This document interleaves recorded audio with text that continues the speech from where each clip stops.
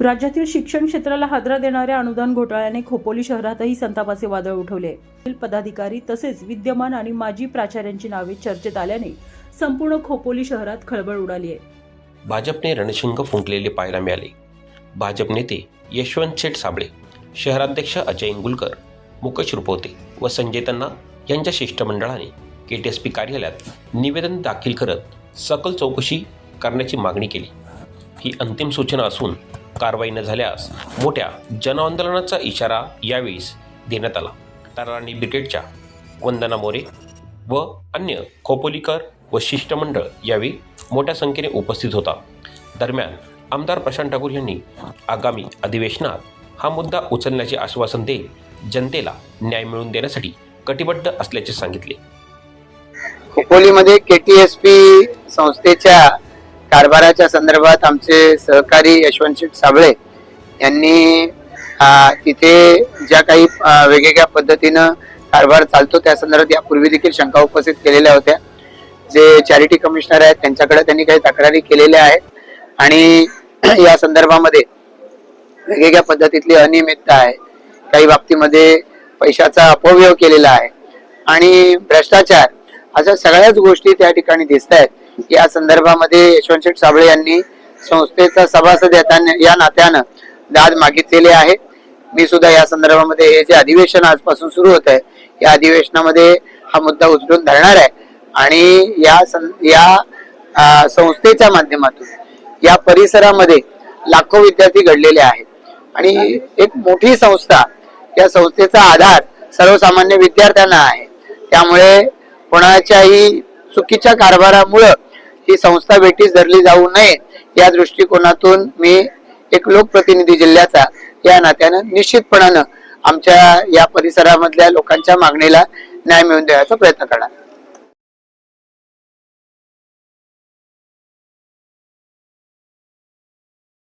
की जर एखाद्या तुम्ही संस्थेची वस्तू जर वापरत असेल, म्हणजे जर शाळा असो, दुकान असो वगैरे असेल, त्याचा होणारा जो प्रॉफिट आहे तो संस्थेमध्ये जमा करायचा आहे. गेले 20-25 वर्ष किशोर पाटील ही दुकान वापरत आहे. ते फक्त मात्र 500 रुपये हे भाडं देत, पहिले 200 देत होते, नंतर 500 रुपये भाडं देत आहेत. पण घटनेप्रमाणे 7 नंबरचा घटना क्रमांक आहे, तुम्ही पत्रकार वाचू शकता याच्यामध्ये की लिहिलेले संस्थेचा फायदा हा घ्या. जर 7 नंबरचा कलम वाचा, याच्यामध्ये लिहिलेला आहे की प्रॉफिट जो काय होईल तो तुम्ही संस्थेमध्ये जमा करायचा आहे. ते जमा न करता तो प्रॉफिट स्वतः वापरत आहे. त्यामध्ये एक जनरल पुस्तक आहे ज्याची किंमत फक्त 30 रुपये, पण तो त्याच्यावरती शिक्का मारून ते 150 रुपयाला बळजबरी मुलांना विकत घ्यायला लावते. ह्याच्यावरती कोणीही काही बोलायला तयार नाही आहे. दुसरे ते चॉकलेट बिस्किट भेटतात, त्याला फूड क्राफ्टची परमिशन लागती, ती काही परमिशन नसताना सुद्धा ते विक्री करतायत आणि त्याच्यावरती संस्था काही ऍक्शन घेत नाही. नंतर ह्याच्यामध्ये त्यांनी जो दाखवला आहे की स्टॅम्प पेपर मी ह्याच्यामध्ये अग्रीमेंट केलेलं आहे, तो स्टॅम्प पेपर खोटा निघाला आहे व त्याच्या विरुद्ध तक्रार देऊन FIR कॉपी 420चा FIR गुन्हा दाखल झालेला आहे आणि खोपोली स्टेशनला गुन्हा दाखल झाला आहे व सध्या ते त्याच्यावरती जामिनावरती आहे. आता जी वाशीमध्ये जी केस दाखल झालेली आहे त्याच्यामध्ये पण किशोर पाटील आणि दिनेश गुरव यांच्या संस्थापकांवरून नाव गेलेलं आहे. तर वास्तविक बघायला गेलो तर त्याचा अध्यक्ष आहे KMC कॉलेजचा किशोर पाटील, पण दिनेश गुरवचं नाव का घेतलं गेलं हे जे काही कारण आहेत ते मी तुम्हाला क्लिअर करून घेतो. मिलिंद मराठे हे क्लेरिकल जॉबला होते KMC कॉलेजला. 2015-16 मध्ये त्यांनी रिटायरमेंट घेतली व त्यावेळी त्यांना पगार होता 75,000 रुपये. सोळाची गोष्ट आहे, 2016 मध्ये त्याला 75 पगार असताना त्यांनी VRS घेतली व त्याला लगेच दिनेश गुरुंनी जनतामध्ये व्हाईस प्रिन्सिपल केलं. आणि त्याच वर्षी या दोघांनी मिळून शेखर कुलकर्णी ज्याच्यावरती गुन्हा दाखल झालेला आहे वाशीमध्ये, ज्याच्या मिसेसचा आहे जो मेन ह्याच्यामध्ये आहे, त्यांनीच शेखर कुलकर्णीला दिनेश गुरु आणि मराठ्यांनी संस्थेमध्ये आणलं गेलेलं आहे. त्यामुळे दिनेश गुरुचं नाव ह्याच्यात गौऱ्यात आलेलं आहे या केसमध्ये. तसं वास्तविक बघितलं तर KMC मध्ये दिनेश गुरुचा काही संबंध नाही, पण शेखर कुलकर्णींनी त्यांचं नाव घेतलेलं आहे की मला या संस्थेमध्ये दिनेश गुरु आणि मिलिंद मराठेने आणलेलं आहे. आणि एकाच संस्थेमध्ये हा मिलिंद मराठे 2 पगार घेतोय, त्याला पेन्शन सुद्धा भेटते KMC कॉलेजचा आणि प्लस तो व्हाईस प्रिन्सिपल म्हणून पगार घेतोय. म्हणजे किती प्रकारचा हा भ्रष्टाचार, त्याला लिमिट नाहीये. दुसरा जे आता आम्हाला मी जो वर्षभर होतो तिथं डोनेशन, वेगवेगळ्या प्रकारचे डोनेशन तिकडे येतात. तर 2 कोटीच्या वरती डोनेशन येतं. मला जर त्यांनी मला संतोष जंगमने पत्र देऊन मला हिशोब मागितला होता व तो हिशोब मी त्याला रायटिंग मध्ये दिलेला आहे. पण जेव्हा मी त्यांना जेव्हा हिशोब मागितला एवढ्या वर्षाचा ते मला देऊ शकले नाही आणि त्याला मी रितसर फी भरा पण तयार होतो, पण त्यांनी मला कुठल्याही प्रकारचं उत्तर दिलं नाही. आणि हे सेम पत्र मसुरकर साहेबांनी पण त्याला दिलेलं आहे. 2 पत्र मसुरकर साहेबांनी पण त्याला दिलेले, पण त्यांनाही काही उत्तर दिलं नाही. नंतर दुसरा हा जो नियम आहे आपला खालापूर मर्यादितच आपण मेंबर करायचंय, हे असताना सुद्धा त्यांनी विपुल म्हात्रे म्हणून पनवेलचे त्याच्याकडनं परस्पर काही पैसे रक्कम घेऊन त्याला इथं डायरेक्टर केलेला आहे.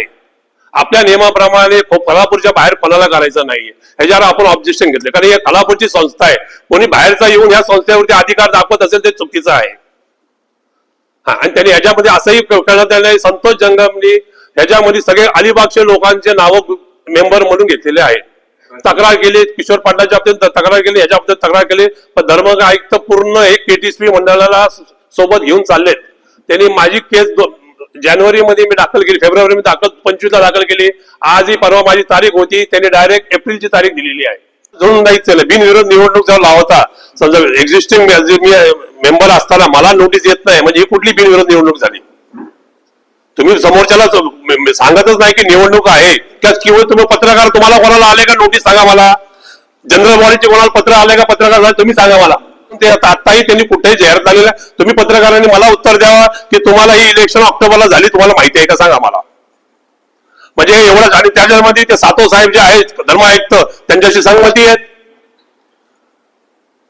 तुमच्याच एका पत्रकार मित्राबरोबर मागच्या वर्षी आम्ही कंप्लेंट केली होती, पण त्यालाही काय उत्तर नाही आम्हाला. हा प्रकारचा हे सगळं चालू आहे इकडे भ्रष्टाचार. भ्रष्टाचारपैकी 2-3 गोष्टी अजून सांगतो. संतोषचा जो ड्रायव्हर आहे ऋषिकेश सारखे, बॅलन्स शीट मध्ये त्याच्या नावावरती 13 लाखाची उचल आहे. तो ड्रायव्हर आहे, ऑफिशियली संतोषचा ड्रायव्हर आहे, मग त्याच्या नावावरती 13 लाख 2 वर्ष बॅलन्स शीट मध्ये उचल आहे. संतोष जंगमने स्वतःच्या नावाने 1 लाख रुपये उचल घेतली कॅश. संस्थांमध्ये 5,000 रुपयाच्या घटनेप्रमाणे 5,000 रुपयाच्या वरती कोणी घेऊ शकत नाही. 5,000च्या वर घेतले, 5,000च्या वर घेतले तर क्राईम आहे. मग त्यांनी 1 लाख रुपये कॅश कशी काय घेतली? प्रशांत पान पाटील हे नगरसेवक आहेत खालापूरला, त्यांचा प्रशांत डिजिटल म्हणून फोटो स्टुडिओ आहे, त्याच्या नावावरती बॅलन्स शीट वरती 23 लाख रुपये उचल आहे. मग असे एवढे 23 लाखाचे कुठले फोटो काढले? तुमचं तरी 23 लाखाचं बिल येईल का सांगा मला.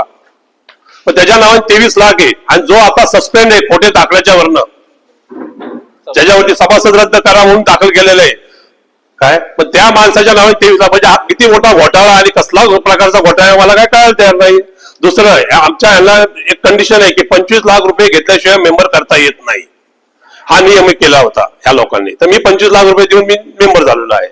तर एक मेंबरला त्यांनी असं केलंय, संस्थेने 2 कॉन्ट्रॅक्टरच्या नावाने 12.5 लाखाचे पेमेंट केले जे बॅलन्स शीटला आहेत. आणि त्या मेंबरनी ते पैसे त्या ह्याला दिले, डायरेक्टरला दिलेत, संचालकाला दिले ते 25 लाख त्या दोघांनी म्हणून. आणि त्या संचालकांनी ते पैसे परत केटीएसपीला दिलेत आणि मेंबर केलाय. म्हणजे संस्थेचेच पैसे मेंबर. मी चौकशी का मागतो लवकर त्याचे कारण हे पेपर घाळ करण्यापेक्षा, पण ह्याच्यामध्ये बँक स्टेटमेंट कुठे जाणार नाही. तुम्हाला सगळ्यांना बँक स्टेटमेंट म्हणजे इंटरेस्ट सगळ्या सापडले जातील. हा सगळा एवढा मोठा पगार आहे, पण कोणी याला उचलून घराला तयार नाही. म्हणून मला ही पत्रकार परिषद आज घेऊन तुमच्या समोर व्यक्त मांडायचे.